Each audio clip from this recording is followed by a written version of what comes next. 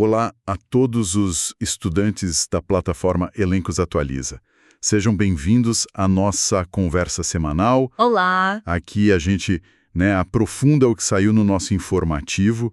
Hoje vamos comentar as novidades e alguns julgados recentes que impactam bastante a gestão de licitações e contratos públicos. Isso. A ideia é descomplicar um pouco e manter todo mundo bem informado sobre o que é essencial na nossa área. Exatamente. Olha, manter-se atualizado com as notícias e eu diria principalmente com o entendimento dos tribunais de contas é fundamental. Sem dúvida. A área de contratações públicas é muito dinâmica, né?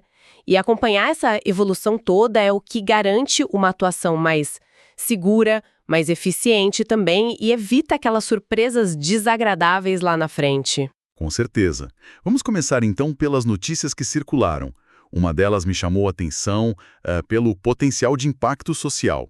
Foi o pré-lançamento de um módulo específico para alimentos dentro da plataforma Contrata Mais Brasil. Ah, sim, em Juazeiro, né? Isso, em Juazeiro, na Bahia, durante um evento de agroecologia. O que essa plataforma se propõe a fazer exatamente? Bem, o Contrata Mais Brasil é uma ferramenta digital que busca, assim, tornar as contratações públicas mais ágeis, mais eficientes. Certo. O interessante desse novo módulo de alimentos é o foco que eles declararam na inclusão produtiva. Ele tenta criar uma ponte, digamos, mais direta entre a demanda do governo, a gente pensa logo em merenda escolar, né, programas de aquisição de alimentos, e os produtores da agricultura familiar. Cooperativas, assentamentos, a ideia é usar o poder de compra do Estado para fomentar esses setores. É um desenvolvimento, eu acho, bem relevante para quem trabalha com compras governamentais ligadas a essas áreas. Parece uma iniciativa promissora mesmo, né? Para conectar essas pontas que muitas vezes têm dificuldade de se encontrar no processo tradicional. Pois é. Ainda nas notícias, mas agora entrando numa questão mais técnica de gestão, temos uma orientação do Tribunal de Contas do Rio Grande do Sul, o TCRS. Saiu num manual dele sobre a Lei 14.133. Sim. E toca num ponto sempre delicado, a segregação de funções. Exatamente. A segregação de funções não é aquele princípio que diz que, idealmente, agentes diferentes devem ser responsáveis por fases diferentes do processo. Certo. Quem planeja não executa, quem executa não fiscaliza. Isso, para evitar conflitos de interesse e aumentar o controle. O que o TCES orientou é que o agente público que fez parte da equipe de planejamento da contratação, lá na fase preparatória, Sim. ele pode, sim, ser depois designado como gestor ou fiscal do contrato. O tribunal lá entende que essa situação, por si só, não fere necessariamente o princípio da segregação de funções. Olha, essa posição do TCR chama atenção, porque a gente sempre ouve falar na importância de separar quem planeja de quem executa ou fiscaliza para evitar riscos, né? Sim, sim. Qual foi a linha de raciocínio deles para, digamos, flexibilizar isso? Especialmente pensando na nova lei de licitações. Então, a justificativa do TCRs é bastante, assim, ancorada na realidade administrativa. Principalmente, a gente sabe, de municípios menores. Primeiro, eles argumentam que impedir que essa pessoa que estudou a fundo o objeto durante o planejamento atue na gestão ou fiscalização seria um desperdício daquele conhecimento que ela adquiriu. Faz sentido. Esse conhecimento específico pode ser muito valioso na hora de verificar se o contrato está sendo cumprido direitinho. Segundo, e talvez o ponto mais decisivo, o tribunal reconhece a notória carência de pessoal qualificado em muitas administrações. Verdade. Exigir uma segregação absoluta estrita seria impraticável em muitos lugares, né? A base legal que eles citam são os artigos 5º e 7º, parágrafo 1º da própria Lei 14.133. Que tratam da gestão por competências. Exato, e da possibilidade de designação de fiscais. É uma orientação bem pragmática, que tenta equilibrar o controle com a viabilidade operacional. Entendi. É uma leitura que considera as dificuldades práticas da gestão pública, o que é bem relevante. Bom, falando em interpretação das regras e como os tribunais estão se posicionando, vamos mergulhar agora em alguns julgados importantes, começando pelo Tribunal de Contas da União, o TCU. Vamos lá. No Boletim 560 de Jurisprudência, temos o Acórdão 5800/2025 da Segunda Câmara. O que ele decidiu de importante? Esse acórdão, ele trata de licitações feitas por entidades do chamado Sistema S. SESI, Senai, Sebrae... Isso, essas entidades. Especificamente quando elas exigem a prova de conceito. A prova de conceito é aquela etapa em que o licitante precisa demonstrar, na prática, que a sua solução técnica, pode ser um software, um equipamento, realmente funciona e atende ao que o edital pediu. Certo. E qual foi o ponto O TCU firmou o entendimento de que essa prova de conceito deve ocorrer em sessão pública. Não pode ser algo feito a portas fechadas, sabe? Só entra a entidade e o licitante que está sendo testado. E por que essa exigência de publicidade na prova de conceito, mesmo sendo entidades do Sistema S, que a gente sabe que tem regulamentos próprios? Então, a lógica do TCU é garantir dois pilares fundamentais de qualquer processo competitivo que se preze: a isonomia, Tratamento igualitário? exato, e a possibilidade de fiscalização do procedimento. Tanto pelos outros licitantes, que têm o direito de ver como o concorrente está sendo avaliado, quanto pelos órgãos de controle. Uhum. O tribunal reforça que, embora o Sistema S tenha regras específicas, ele administra recursos que têm natureza pública ou parafiscal. Portanto, não está imune aos princípios básicos da administração pública, lá do artigo 37 da Constituição. Legalidade, impessoalidade, moralidade, publicidade, eficiência. Todos eles. A sessão pública, nesse caso da prova de conceito, funciona como uma garantia de que a avaliação será transparente e imparcial para todos. Faz todo sentido. A transparência como ferramenta de controle e isonomia. Agora, ainda no TCU, temos um caso que, gerou bastante repercussão e serve como um alerta importante. Qual seria? Trata-se de uma tomada de contas especial, aquele processo para apurar responsabilidade por dano ao erário, envolvendo o município de Pindoretama, aqui no Ceará. Ah, sim. PENAI, né? Exato. O foco foi a aplicação de recursos do PNAE, o Programa Nacional de Alimentação Escolar. E o TCU considerou erro grosseiro a homologação de uma licitação com pesquisa de preços baseada em apenas 3 cotações. Isso é um ponto bem forte. É fortíssimo. Esse caso, o Acórdão 73532025, analisou um pregão presencial para comprar alimentos. O TCU apontou 2 falhas principais que, somadas, levaram à responsabilização do gestor que homologou o certame. Quais foram elas? A primeira foi justamente essa da pesquisa de preços.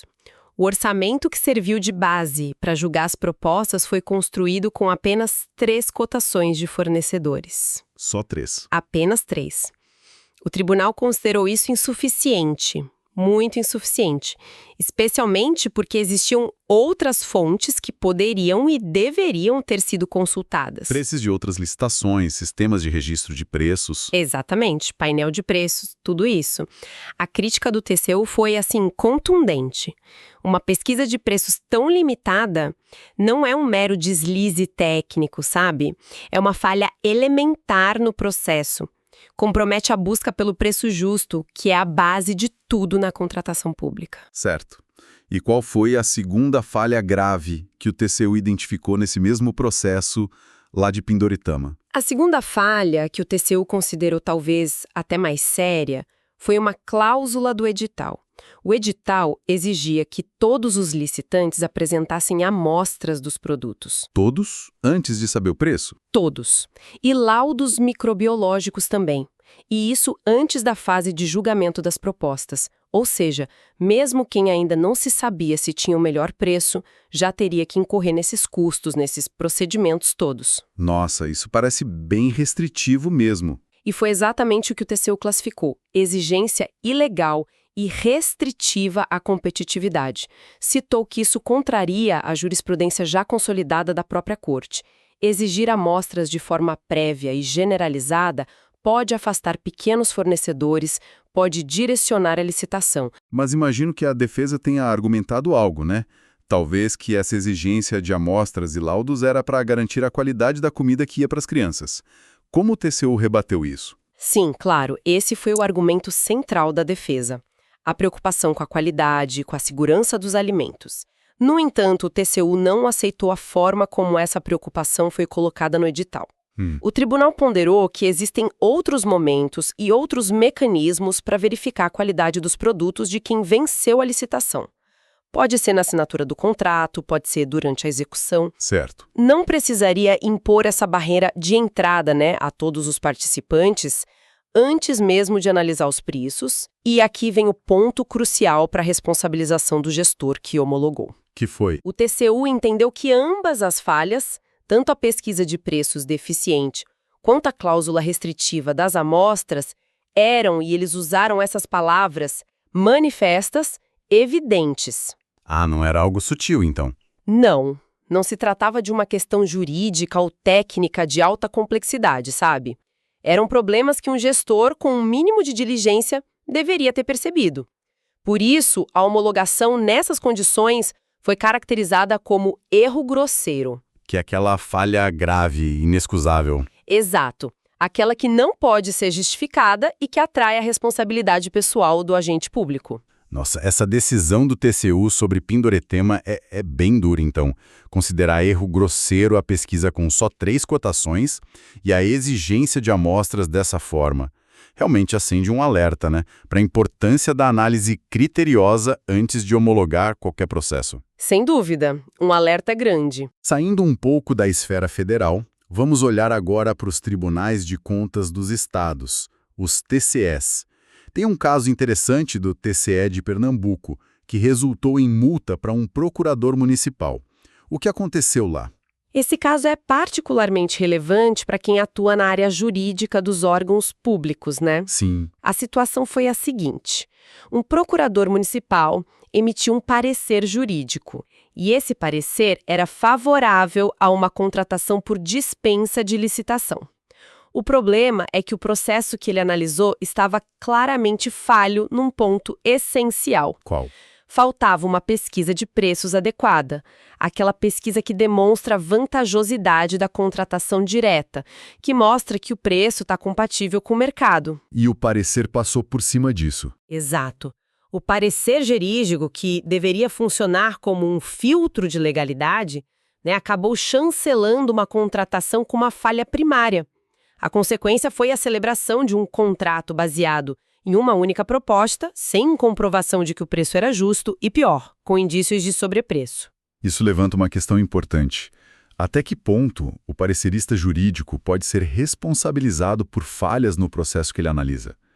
Afinal, o parecer tem natureza opinativa, não é? É uma questão complexa, sempre rende discussão.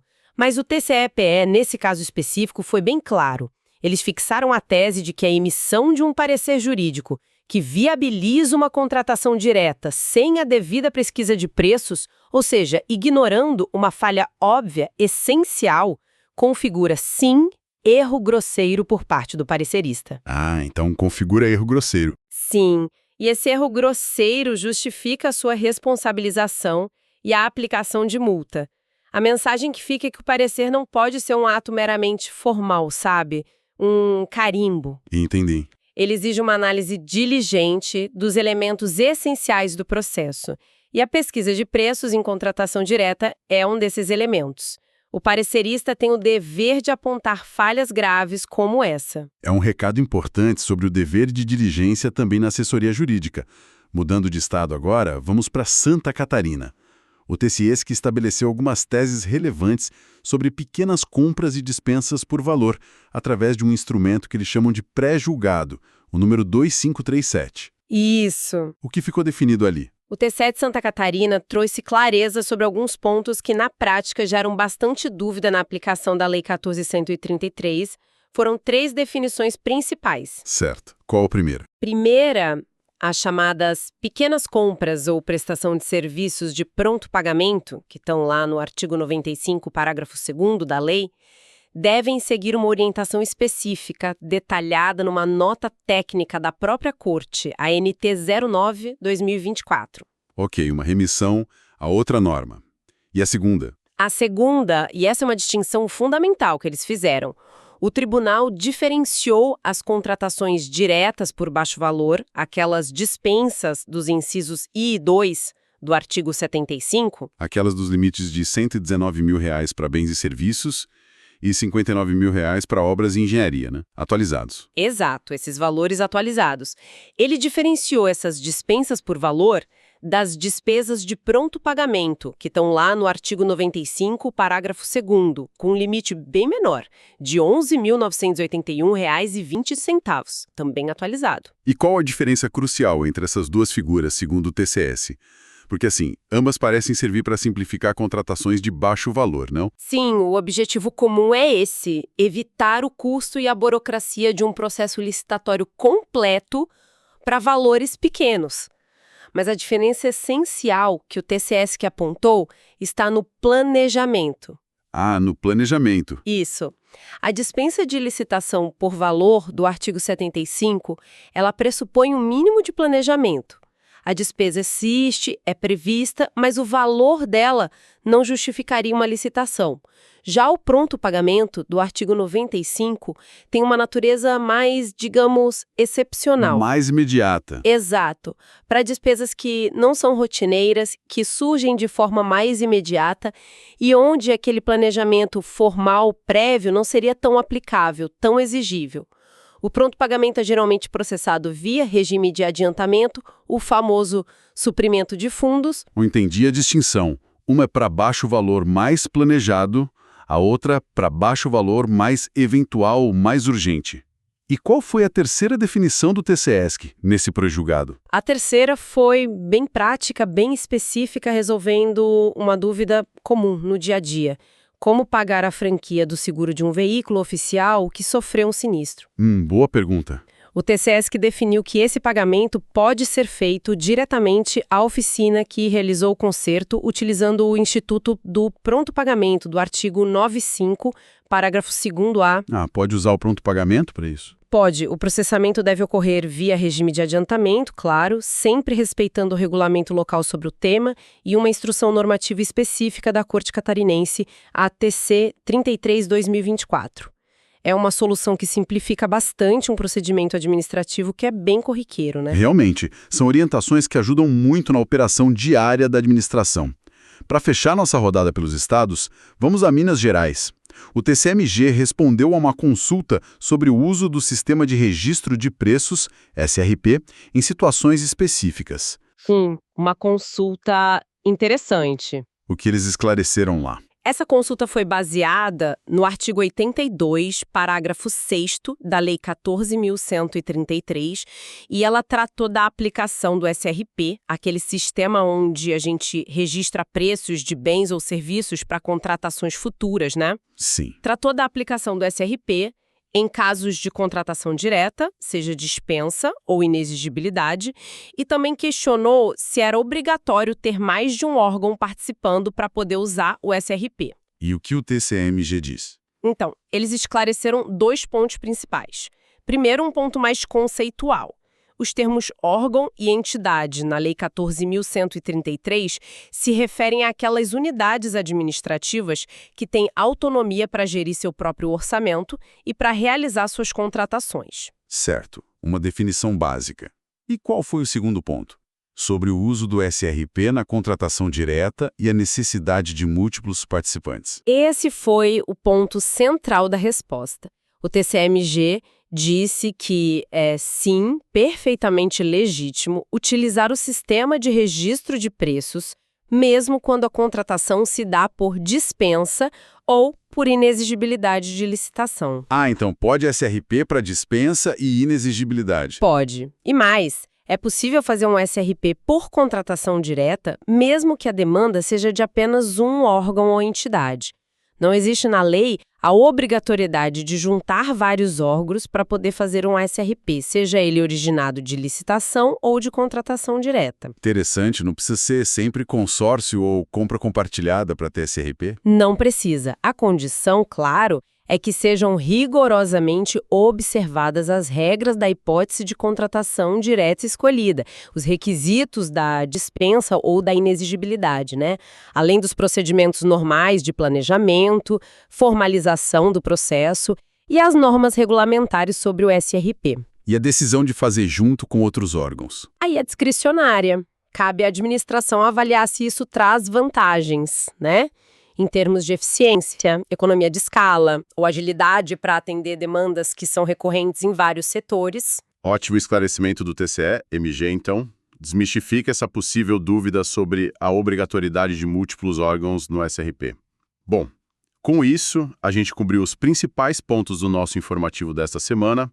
Foi uma conversa bem densa, né? Bastante coisa. Passamos pelo pré-lançamento do módulo de alimentos do Contrata Mais Brasil, pela importante orientação do TCE-RS flexibilizando a segregação de funções e, em certos casos, na Lei 14.133. Analisamos decisões relevantes do TCU, como a exigência de publicidade na prova de conceito do Sistema S e também aquela dura caracterização de erro grosseiro por falhas na pesquisa de preços e cláusulas restritivas no caso lá de Pindoretama. Exato. Vimos também a responsabilização do parecerista jurídico por chancelar dispensa sem pesquisa de preços, adequada lá no TCE-PE, as diferenças práticas entre pronto pagamento e dispensa por valor, segundo o TCE-SC, e a confirmação da viabilidade do SRP em contratações diretas mesmo para um único órgão, pelo TCE-MG. Exatamente.